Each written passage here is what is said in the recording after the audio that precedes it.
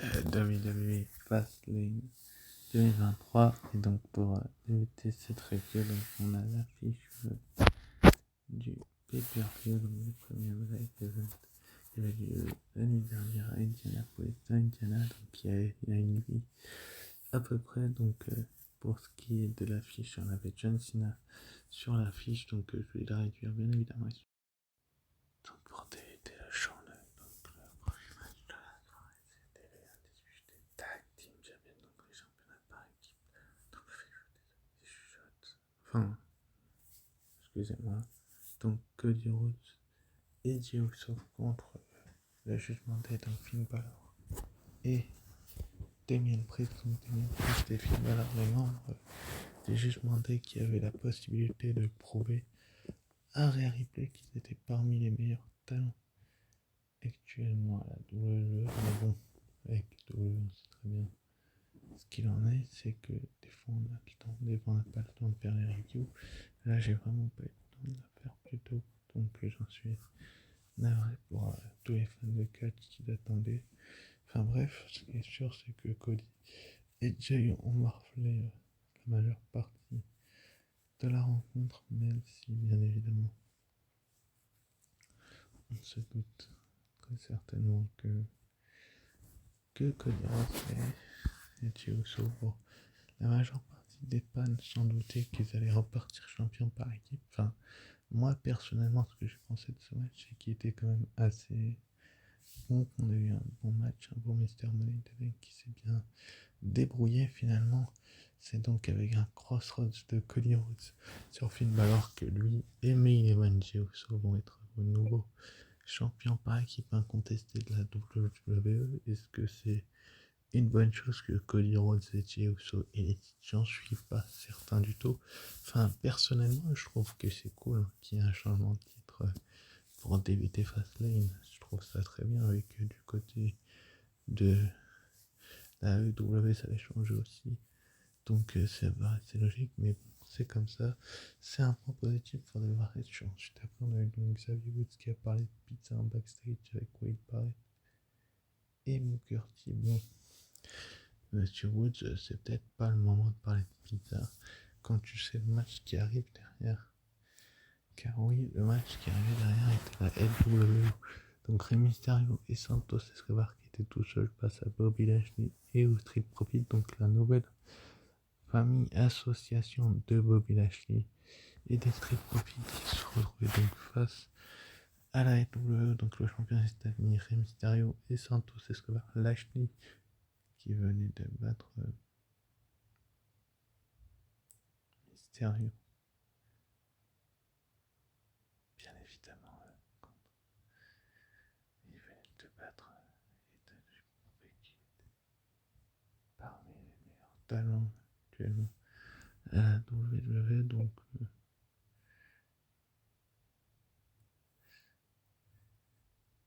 c'est logiquement que l'équipe de Bobby Lashley et des Street Profits ont eu la majeure partie du match le dessus sur leurs adversaires, mais bon, c'est pas parce qu'on a le dessus qu'on gagne.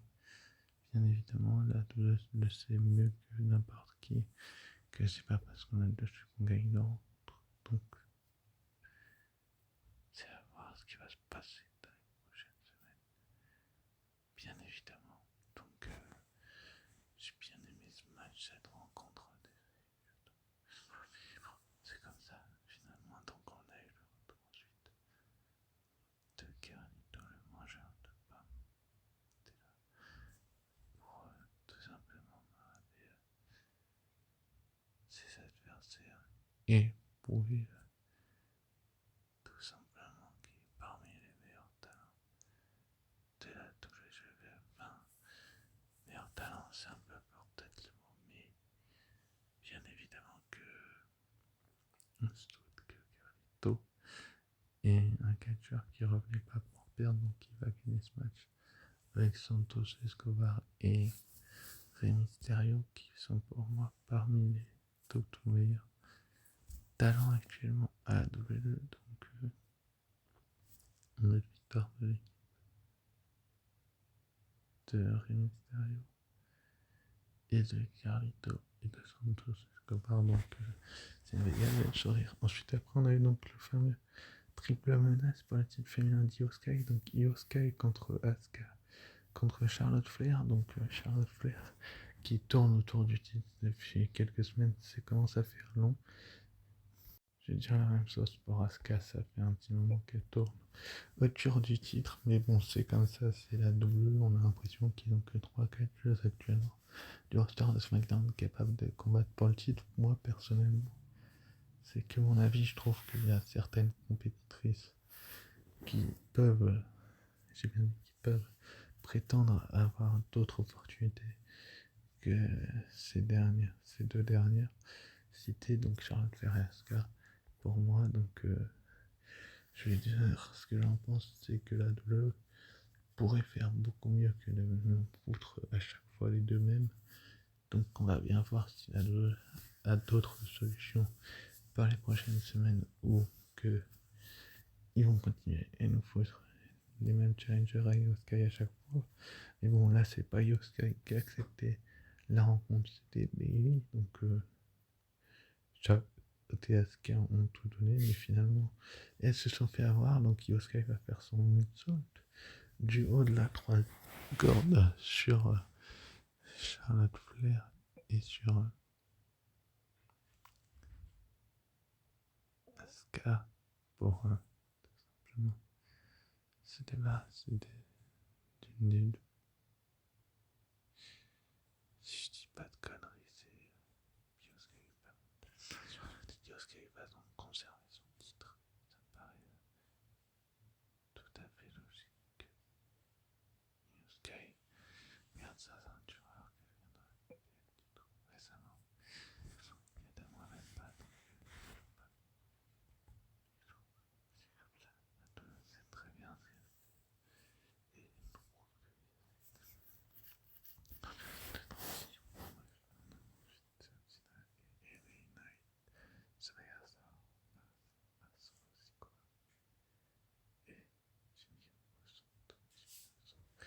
et Solo Sikoa qui était sur cette carte pour représenter la Bloodline et donc Roman Reigns face à John Cena et LA Knight. Donc pas du tout démérité pour John Cena. Tabassé par la Bloodline alignée. Littéralement détruit. C'est assez logique qu'il soit un Republicain, mais bon.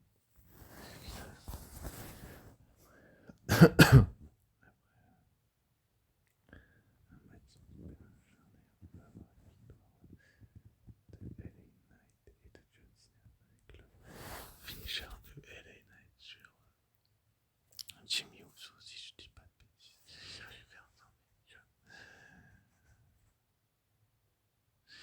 et cher ça finish 1, 2 et 3. LA Knight et John Cena sont victorieux et prouvent tout simplement qu'ils sont parmi les meilleurs talents actuellement à la WWE.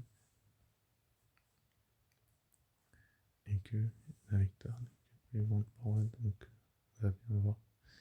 Ce sera dans les prochaines semaines. Et pour l'un et pour l'autre, on a le retour de Reigns ce prochain SmackDown, le chef de tribu. On va bien voir ce qui va se passer, si la WWE sait ce qu'elle fait. Ensuite, après, donc, on a le jugement dans les backstage avec Damien Priest qui va vouloir encaisser sa manette. Mais Ripley va lui dire que c'est pas le bon soir, qu'il est pas à 100%, etc., etc. Enfin, bref, on a l'impression que Ripley est vraiment la leader du jugement dernier.